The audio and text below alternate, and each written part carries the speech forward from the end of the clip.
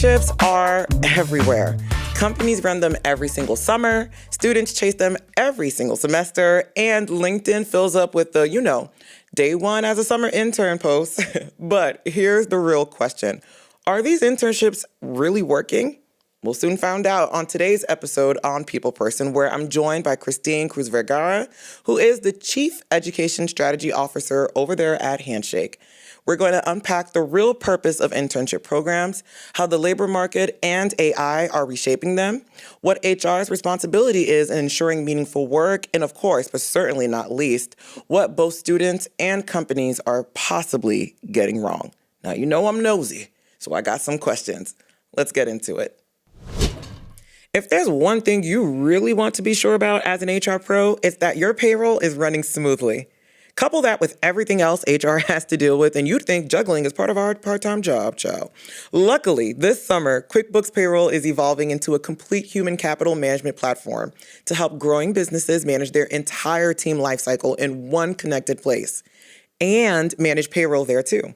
Inside QuickBooks, businesses can hire and onboard employees directly, manage HR documents, policies, and workflows in one place, and see workforce data seamlessly reflected in payroll and financials.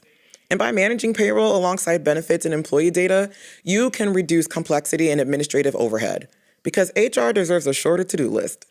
Learn more at quickbooks.com/workforce. That's quickbooks.com/workforce.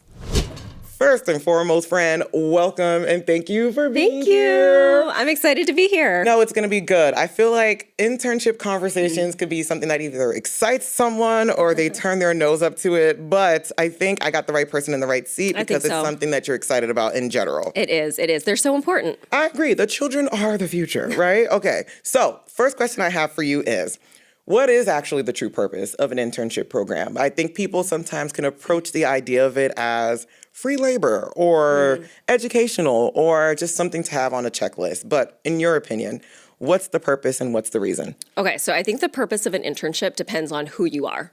If you are the student, the purpose of an internship is to learn. Okay. And it's both to learn new skills, but also to learn what you don't like so that you know what you're going to go after for your first job. Okay. And it's to build connections.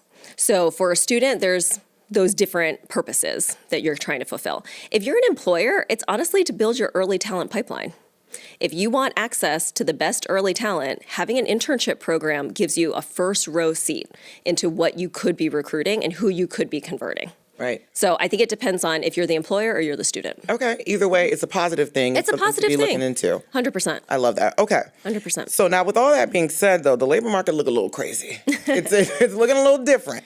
And so with that being said, do you believe based on the current state of our market, it has impacted basically the point of an internship for either employers or for students? Well, okay. So the marketplace is very tough right now. It is a tough market. Yeah. Internships are down. We have seen that on Handshake. It is very comparable to what you're seeing with kind of the full-time job market, and competition is up. So if you are a student that's looking for an internship, no doubt you're having a harder time right now. If you are an employer, I heavily encourage every employer to be posting internships because, trust me, you will get good talent. Pinky promise. You sure will. And given that, actually, I'm curious to know your thoughts because you would assume certain companies would say, well, maybe right now we cannot commit to full-time headcount, right? Yep.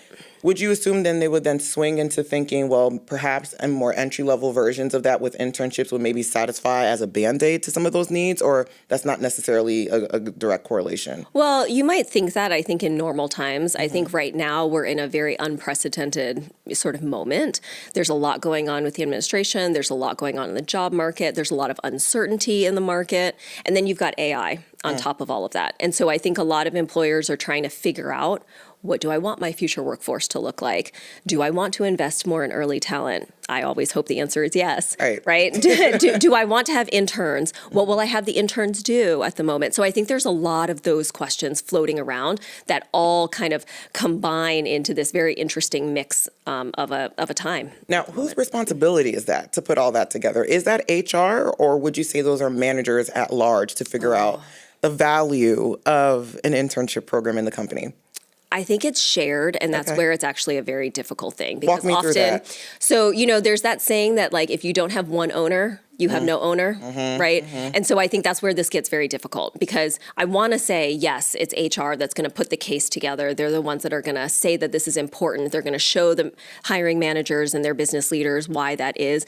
But I've also talked to enough HR leaders to know that that's not the way it realistically works in many organizations. And if you don't have the buy-in of senior leaders or of the hiring managers, you could have the best HR team and they are not going to be able to make the progress that they need to be able to make. So I think it's a bit of a shared responsibility in that it is certainly HR's job to make the case and to show the value and the ROI that the company will get from having interns. But it is also the responsibility of the actual hiring managers and the business leaders to see that value and to actually make it a priority. Okay. Without those two, it's not going to happen. What does priority look like? Well, I think honestly, at the very least right now is just like, we want to have them. So let's hire them. Yeah, right? You're right. I'm giving you the money to even hire them at the most basic. I think then obviously it goes up from there. So not only are you hiring them, you have money to actually pay them, but now are we onboarding them? Are we ensuring it's a good experience? Are they actually learning something? Are they making those connections, right? Then I think it gets more sophisticated and can actually ensure it's a strong experience for students. Okay, fair enough. And you mentioned something that makes my heart happy every time. That's money. Ah, yes. I like a little coin. So, and I know it's specific by state, but thoughts on if all internships should be paid, or are there spaces where it is appropriate for it to be like credit, accredited internships or anything like that? Because I know there's conversations that circulate around that. Yeah. Okay. So I kind of take a hard line on this. I think internships should be paid. Okay. I think all internships should be paid. We are not in enemy territory. We are in the same space. Okay. Yeah. Walk me through why your thoughts are there for making sure interns are paid. Okay. I think as an employer, you get the best talent pool if you pay. Yeah. It's just basic economics, right? If you are not able to pay, you are naturally closing off part of your talent pool because there are students who may be amazing but cannot take an unpaid opportunity because of life circumstances, because of family circumstances. They just can't. And so they're not going to apply to your job. They're not going to look at your organization or your company or maybe even your whole industry if your industry doesn't pay. So I think if you are able to pay, you should absolutely pay. My other thing that is a message to employers or to HR professionals is you as an HR professional or as an employer have absolutely no authority over whether or not an internship can get credit. You don't. That authority lies with the institution. Wait, so okay. You offering a student academic credit is really nothing. You're not offering the student anything because that student still has to go to their school and they have to see if their school is willing to give them academic credit. And if they are, they're probably also paying tuition dollars for that academic credit, whether it's 1 credit, 2 credit, 3 credit. So you're not actually doing them any favors by saying, I can give you academic credit, because you yourself actually cannot give them academic credit. That is insane. Yeah. So I always think that that's a bit of that's not an excuse that's going to work. So honestly, you should try to pay. Now, if you happen to be an employer that's in an industry where historically none of your peers pay, and you're like, well, I don't really have to pay. I have more than enough people who want to be interns. I still recommend doing some type of stipend. Maybe you can cover their lunch. Maybe you can cover transportation. Maybe you can give them a small stipend of a few $1,000s. Like, anything is better than nothing. Right. Honestly, you really just cracked my brain with the fact that, like, yeah, we're going to give you credit. You couldn't give me a credit if you could try. Wow. You can try, but you can't. So how come we have been allowing this to happen for so long, actually, just even thinking of the state of an intern, typically college students, right? And so they're already in a very different type of financial situation than anyone else who are working in like a full-time capacity or even part-time, but at least permanent. Wow. Yeah. Well, and historically, students want the opportunity. Yeah. Right? So they're willing to do whatever they need to do, or they're trying to jump through hoops, or they're trying to make it work at their institution, but they're not going to tell you as the employer that that was really cumbersome or that was really difficult, or now they're out thousands of dollars because they're trying to get this opportunity with you because they're hoping you'll hire them. Right. But you know what? I'm wondering if generations impact that as well, because I do think generationally our workforce certainly looks different than even just a few decades ago, where like the idea is like, accept what you have at the workplace, be here long enough, and then you can receive, going up the ladder and you'll be fine. True. Whereas obviously, I guess starting with millennials, but certainly Gen Z, whereas like we are a lot more outspoken. There is more, reason to raise your hand and say, actually, I'm not okay with this and I don't have to accept this. Yeah. And perhaps that starts even at the internship level too, and that's causing a few ripples. I wonder if there's like a connection there as well. Yeah, I think there are definitely generational differences. I really think Gen Z in particular has been the most unapologetic about where they stand, what their values are, what they will accept versus not accept. Now, they've also received their own version of backlash from employers, I think, around that, which I think sometimes is both fair and unfair. In terms of how they show up. But I do think it is a generation that is very clear on what they want, and they are unafraid to ask for it. I love that. Well, I think it's easy to publicize the fair parts of it, but what would be the unfair part that you think they get as like a backlash sometimes generationally?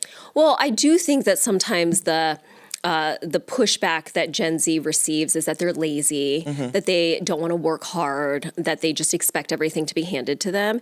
And I find that a lot of the Gen Z students that I have met with, and I've met with literally thousands of them. Believe that.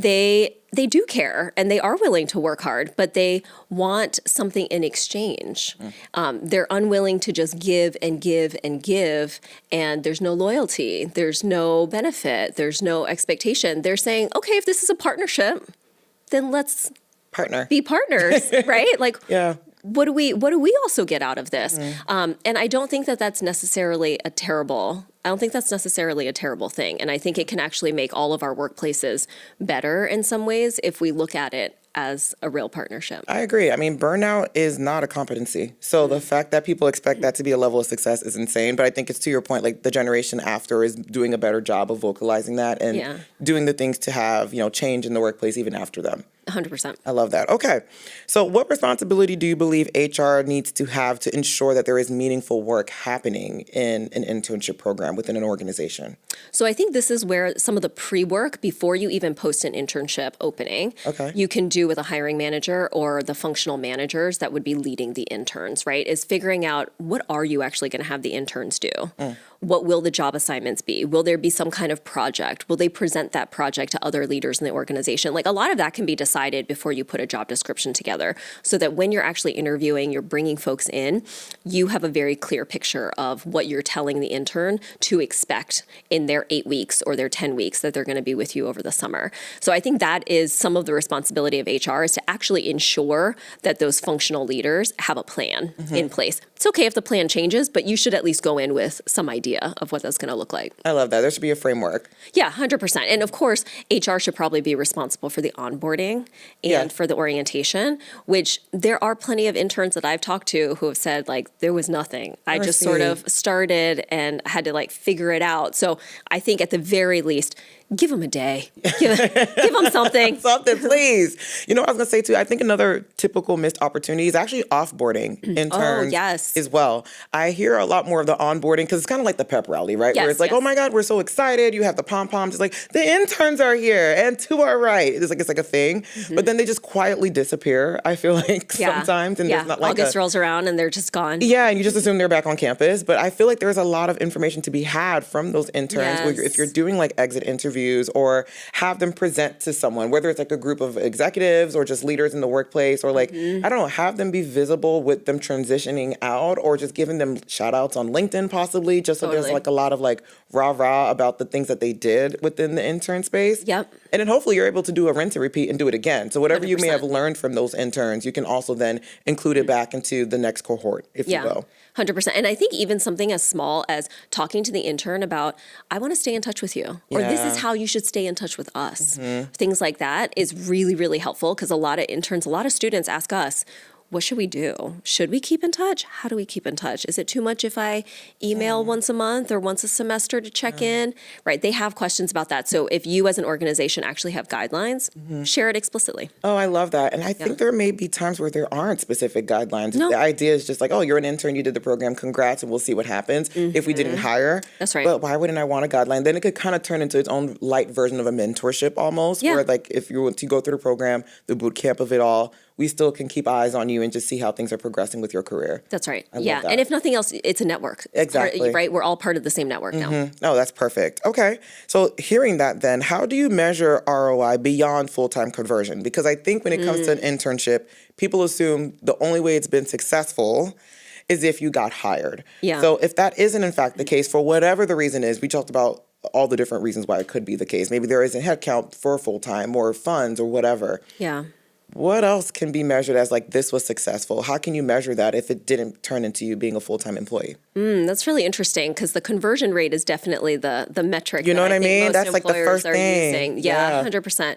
I think one thing I would care about if I were an employer is reputation. Oh. So what is the intern's perception of our culture and of our company post-internship? It might be interesting to actually do a pre and post to actually see, did it at minimum stay the same? That's fair. If not improve.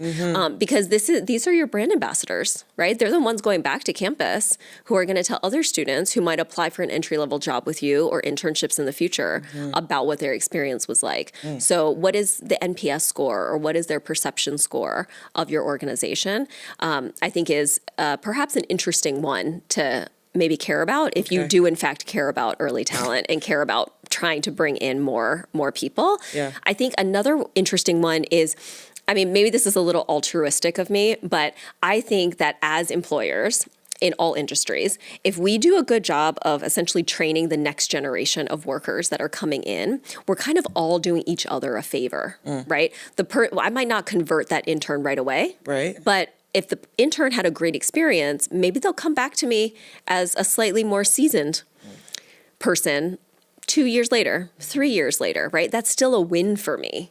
And so is there kind of longitudinal tracking of like, maybe we actually do bring interns back. It might not be an immediate conversion, but it's a hire later. That's a good But again, that depends on perception of your culture and of your organization and how you offboard them as well, even if you don't select them right away. Yeah, you're onto something. First of all, I didn't even think of the fact that this is low-key a PR campaign. Like having like the interns love us is like, it's a free commercial break. Exactly. That's to your right. point. First of all, I'm assuming you're giving them some merch.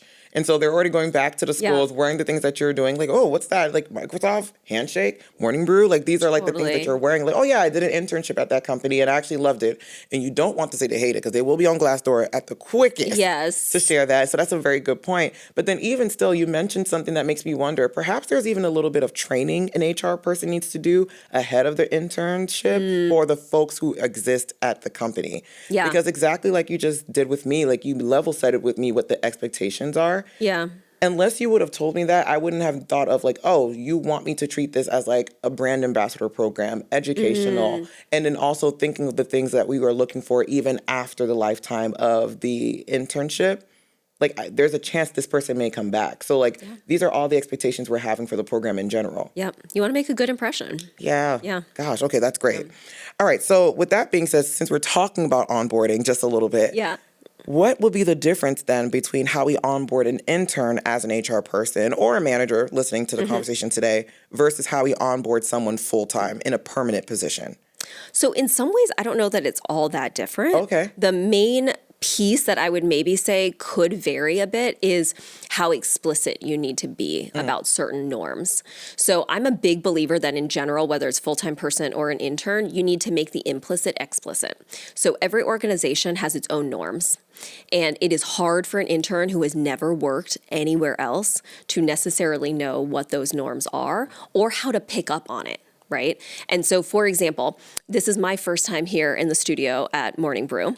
I don't know what your culture is like. Are you a casual culture? Are you a little bit more formal? I'm looking around, I'm scanning the desks, I'm seeing what people are wearing, I'm trying to put things together. People seem like they were pretty casual talking to each other. So now I'm in my first meeting. Does the new person sit at the table? Do you sit around out on the outskirts of the table? Do you expect the new person to like raise their hand and say something about an observation they've had, or do you expect them to just listen for the first 3 months? Right? These are questions that I don't know the answer to, but I'm also a seasoned executive that has worked in multiple places, so I can probably watch and observe and know what cues to look for. An intern's not going to immediately know that. Right. So as HR, you being able to put that in onboarding and to be very clear, hey, we expect you to do X, Y, and Z. Or if you get a Slack, the expectation is that you answer that Slack before the end of the day or within an hour, right? It's different in different places, but set the person up for success.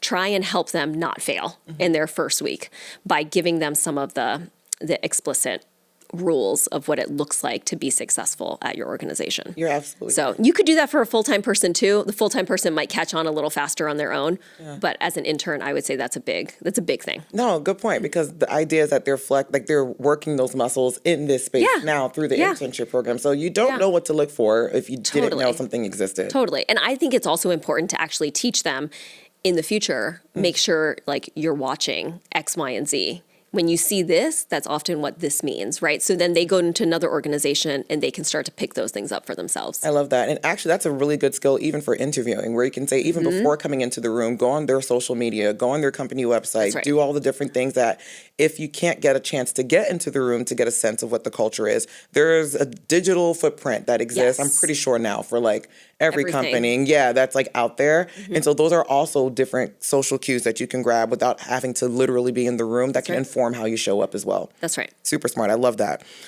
So with that being said, what do you think outside of this? Because I actually think this is a skill that every intern should have. Reading the room, social cues, how to show up. What is a skill that you think every intern should master and that every HR person should provide the space for them to learn for? Ooh. Can I name more than one? Of course. Okay. Have you met me? We will yap. Absolutely. Give me as many as you great. with. Yeah. I think for this summer in particular, for 2026, with where we are right now, AI skills are like hands down the hard skill that you need to walk away with if you are not already coming into the workplace with some of those skills. So what I mean by that is you should be able to automate a workflow. You should be able to build an automation. Maybe you've created an agent that helps you do your work faster. Maybe you've actually built an app or a website using Codex or Claude Code, something like that. Having that hard skill is going to be really, really useful as you go into the workforce right now. So I think that's like one hard skill. In terms of soft skills, though, I always go back to communication. I think this one's a really, really key one because it doesn't matter how good you are with any of the hard technical skills. If you cannot communicate with your coworkers, whether written or verbal, none of your fabulous ideas are ever going to go anywhere. You're not going to be able to collaborate. You won't be able to get anything done.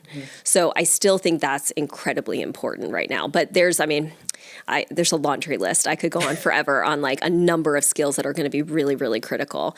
If anyone's listening right now and is sort of like, so what's the most important skill that you need to have paired with the AI skill? I would also say judgment. I think that's growing to become a more and more critical skill, having discernment and critical thinking around, is this good? Do I want to use this? When do I want to use this? How do I want to use it? I think is going to become more and more important as well. Oh, how interesting. And because you bring up AI and communication, I'm curious though, because I hear certain conversations where people feel AI is stunting the growth of people's communication. And so to hear you feel that, AI is definitely something that people, in whatever various way that they should walk away with a skill, how do you feel like that informs people's communication though? Like if they're having to learn AI, don't you feel like it might impact how well they can communicate in the workspace? Okay. So I was actually just on a panel recently and I had a whole conversation about this. I am a mother of a 13-year-old who is in 7th grade. Love. I feel incredibly strongly that all of our young people must have the foundational skills. They must have foundational basic skills. You must know how to write. You must know basic math. You must know history. That's crazy that we even have to list that, but it's so real. You need to know these things. Because the thing is, you can't actually use AI effectively if you don't know the basics and the foundation, because what are you assessing? How do you actually know if the output that you've gotten is good? How do you correct it? How do you refine it? How do you make it better? You can't do any of those things if you don't have the foundation. So I would say to any students who happen to be listening to this podcast right now, like, don't take the shortcut. Do the hard thing first. Learn the hard thing first. Then you can learn other ways to do something faster or easier or more efficient. But don't start with that. Start with the hard thing.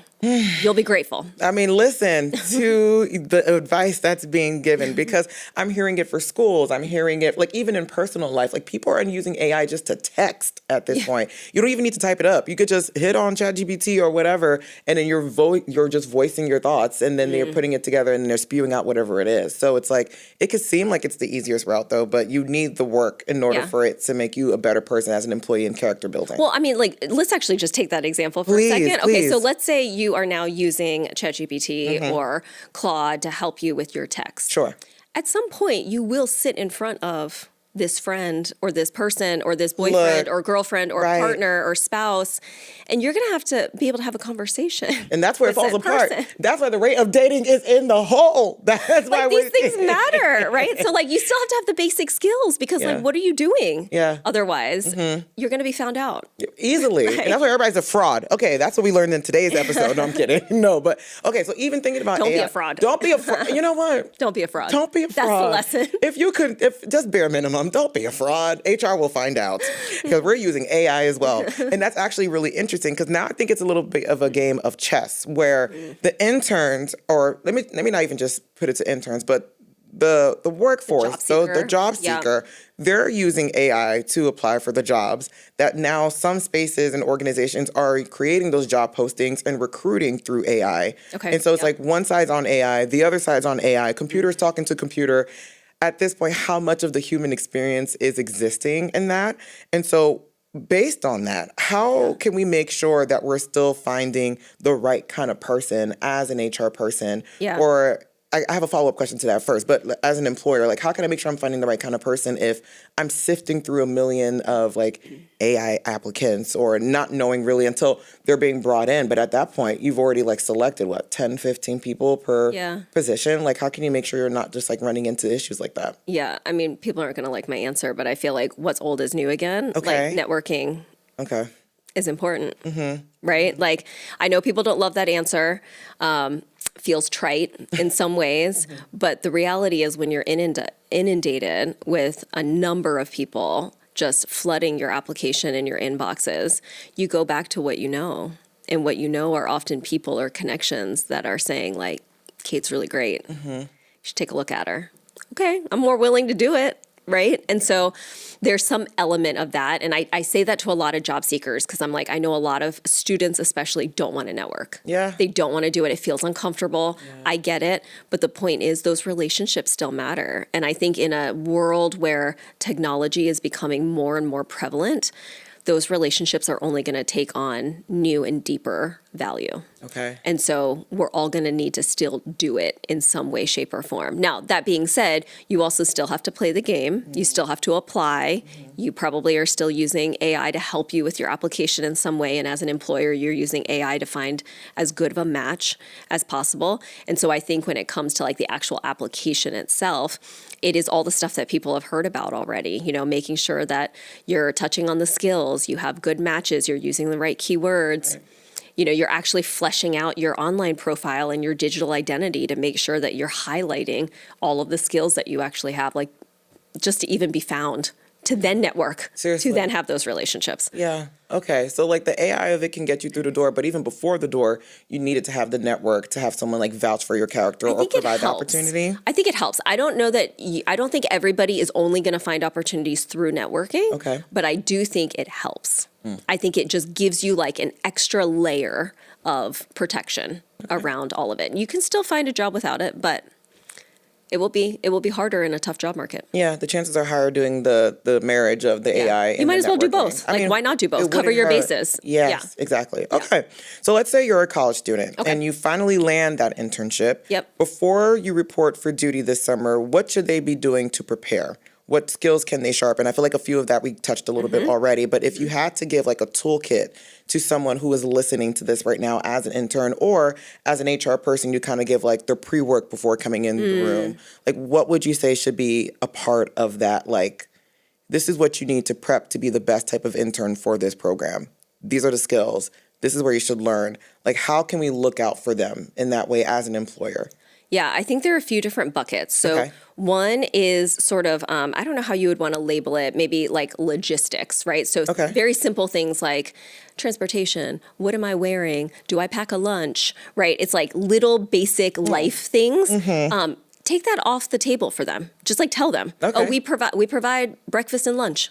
You don't have to worry about it. Okay, great. Now they don't have to go grocery shopping and figure out if they need to pack a lunch and does it look lame if I bring my lunch in a brown paper bag, right? Little things like that. In terms of what they wear, all of that is really helpful information to just provide to them up front. So those are kind of life logistics tell them. The other thing that you could provide to them is basic overview around your industry, not just your company. Oh. So, for example, if a student were to be interning here at Morning Brew, providing them with kind of lay of the land around like, hey, you should be reading up on these 3 publications around journalism and what the state of journalism currently is right now. You should be following these 3 thought leaders.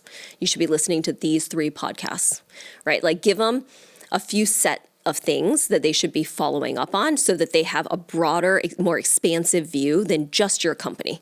Rather, now they can see how your company fits into this landscape that they're coming into.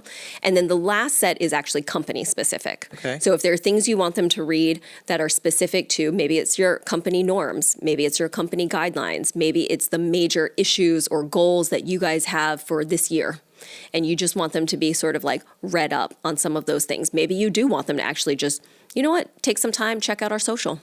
I want you to like read our LinkedIn posts from the past 6 months. Period. Right? Yeah, something simple like that. Yeah. I think those are like the 3 buckets that I would say. If you can prepare that for your interns, I promise you they're going to be able to hit the ground running just a little bit faster than if you gave them nothing. I love that. How far in advance do we share that with them? What do you think? Oh, I do like a month or 2. Okay. Yeah. Dope. Yeah, so if they're starting in June, end of April, May, like right around the time when they're probably going into reading period and finals. Right. And then they probably won't get to it until right after finals. And that's okay. That's okay. But like you're giving it to them, it's there. Yeah. And part of it too is you want to keep your interns warm. Right. Especially if you're an organization or an industry where you hired interns in the fall. Oh, true. But they don't actually start until the summer. Yeah, that's fair. You could actually give it to them even earlier. You could give it to them at the beginning of spring semester just to like keep them warm. It's a chance for you to have a touch point with them. Okay. Have you ever heard of micro-internships? Yeah. I haven't. Could you tell me? Sure. Could you tell me a little bit more for those who are like me who have never heard that term before? Yeah. So a micro internship is a short-term experience. It could just be a project. It could be a few hours. It could just be like a week or 2 where an organization is providing a project to a student that they're going to complete, and that's it. So you might not even go into the office. It might be completely virtual, but it gives you a chance to work with an organization around a real problem or project or issue that they have, and there's some type of deliverable at the end. Why would that exist though? Like, why would I want to do something like that as opposed to doing like just a traditional internship? Like, where did that come sometimes you from? might not find an internship, and so this is a great alternative if you don't have that opportunity. And actually, if you're an employer and you're like, okay, I don't think I can actually provide a full internship for even one intern this summer, but I bet you have some projects that you need done. You might be able to provide a micro internship. Interesting. So it still gives exposure. Okay. Yeah. Okay, so then in compensation for that, we're still paying them in an hourly capacity for however long they handle that micro Project. internship? Yeah. You treat it like a contractor. Oh, essentially. okay. Yeah. Okay. So you have the full internship, which is like the best possible experience. Right. Then you might have a micro internship if you can't offer the full. If you can't offer even a micro internship, you might offer an externship. So that'd be like a job shadowing experience. You could do something like that. Any of those are better than nothing. Okay. Because it at least gives students a foot in the door. And an externship, for example, might be fantastic for like, say, a freshman. Fair enough. Or a sophomore, or someone who's like maybe not quite ready to do an internship. Okay, probably an unfair question, but the final question, just to like make it a thing. If you had to rank the different types of programs you just mentioned, though, like how would you rank them in like value and like your own personal preference and like how to do it, whether it's externship, the micro internship, full-on internship, fellowships even. I know that tends to be like part of those conversations. How would you rank them in your opinion and why? I would probably put internships top for me. I think they're the most ubiquitous. I think they meet the needs of the majority of people. I know some folks would disagree with me. They would say like co-op should be at like the very, very top. But I think co-ops are a much heavier lift for employers and quite frankly a heavier lift for schools and for students because of the traditional kind of co-op model. And that's a big time commitment. So I think internship kind of, you get like the best bang for your buck, essentially. So internship for me is like top. Okay. And then micro and externship, what would you say? I'd probably do micro internship next. Okay. And then I'd probably do externship after that. Okay, fair enough. Well, you got her ranking people. You heard what she feels about it. So I'm not even mad at that. But honestly, you taught me something new because I've never heard of it before. Yeah. But as I was doing my deep dive about internships in general, just to make sure I'm prepared for the conversation, 100%. I said micro intern. I have never in my life They've really heard. emerged over the past several years. Interesting. Yeah. Okay, well, that's definitely something people can consider in case, for whatever reason, they can't do the full, Totally. shebang, right? Totally. All right, got it. Well, look, I have have learned so much today about Thank internships. you. I also took some mental notes. I'm like, well, we don't have that in our internship. I definitely need to add it into mine. But I think there's a lot that you shared about like the pre-work while they're here and once they're gone, like the different things that we can do to enhance probably a framework that we may have for internships already. And then the thought that makes me the most excited is, yeah, they may not be hired today. Yeah. And they may not be hired tomorrow. Yeah. But the work that you put in place now, the seeds that you planted, you may get the return on that harvest a few years down the line, or just the fact that they're going back to school and talking about how great your program was. That in itself, it's a win. It doesn't necessarily mean you had to hire them in that moment. 100%. So, in conclusion, internships are often treated like seasonal programs, but they're not seasonal. They're foundational. They shape first impressions of work. They influence career confidence, and for companies, they're often the first signal of what your culture actually feels like. Christine, thank you so much for challenging us to think beyond conversion rates and headcount planning and to design internship programs that are intentional, equitable, and meaningful.